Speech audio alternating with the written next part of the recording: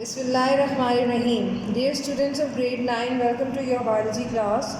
Today the topic which we are going to discuss is filtration.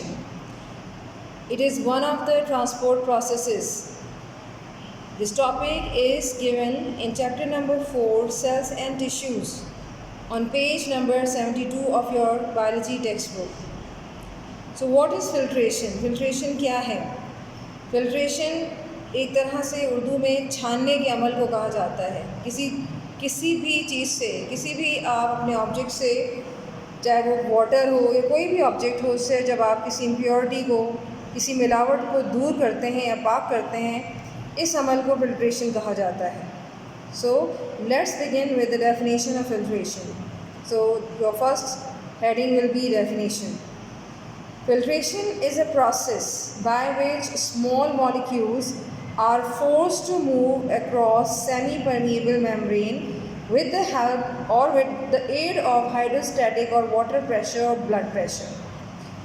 Filtration एक ऐसा अमल है जिसके ज़रिए छोटे मॉलिक्यूल्स को ताकत के साथ सेमी परमिएबल मेम्ब्रेन के अतराफ गुजारा जाता है, और इस गुजारने के अमल में जो चीज़ हेल्पफुल होती है, जो मददगार होती है, वो है water pressure, that is called the hydrostatic pressure, along with it और ब्लड प्रेशर, खून का दबाव, यानी पानी या खून के दबाव की मदद से, एड कहते हैं हेल्प को, विद द एड मतलब मदद के साथ, सेमी परमिएबल मेम्ब्रेन से किसी भी छोटे मॉलिक्यूल को या छोटे छोटे मॉलिक्यूल्स को ताकत के साथ, फोर्स के साथ गुजारने का अमल फिल्ट्रेशन कहलाता है.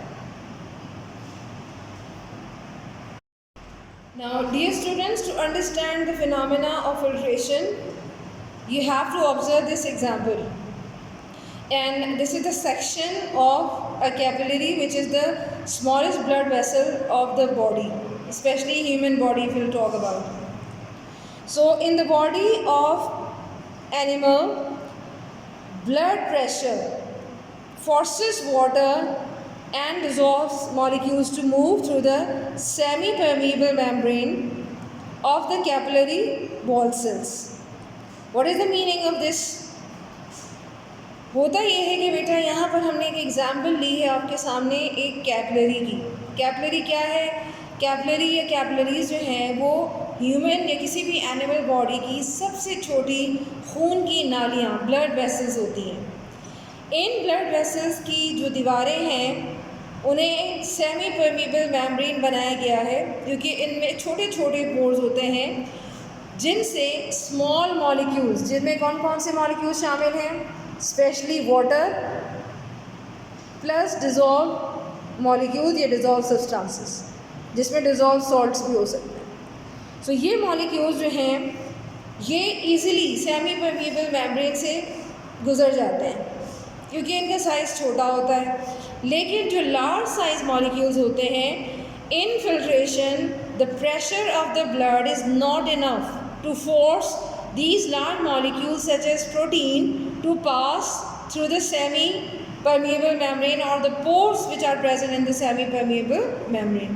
So this thing is cleared from this example that what is filtration? Filtration is basically a process by which small molecules, water and dissolved substances are forced to move across semi permeable membrane.